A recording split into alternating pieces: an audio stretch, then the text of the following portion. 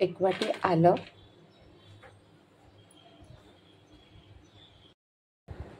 1 वाटी लसूण, 1 2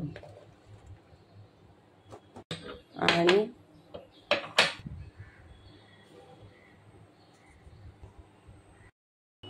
सर्वात प्रथम मिरची शिजायला टाकायची।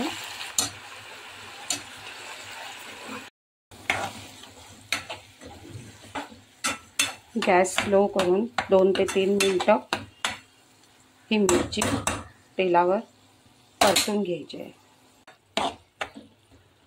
हे आलं जरा शिजवून घ्यायचं आहे असं तेलावर 2 मिनिटं।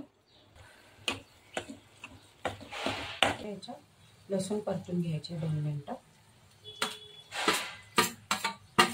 हेही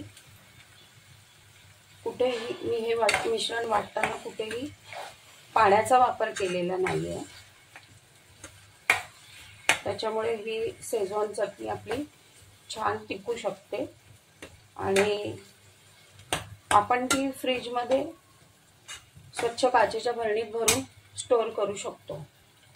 आता ह्यात टाकायचं आहे चायनीज रेड कलर,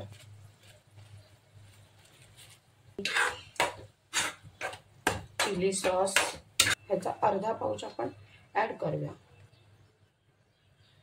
कारण तिखट मिरची आहे आणि त्याच्यात परत हा रेड चिली। हे टोमॅटो सॉस, याने थोडा चटणीला आंबटपणा येईल।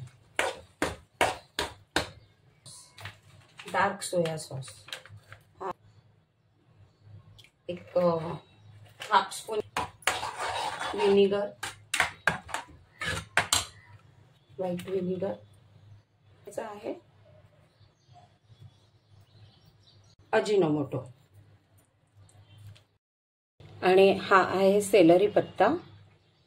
हा साफ करून धुवून कट करायचा आहे आणि तो शेजवान झाल्यावर सर्वात लास्ट सेलरी पत्ता आणि कोथिंबीर। सेलरी पत्ता कट करून घेतलाय दांडी सकट आणि ही कोथिंबीर लास्ट जेव्हा पूर्ण आपला शेजवान करून होईल। वाह, खूप छान असा सुगंध सुटला।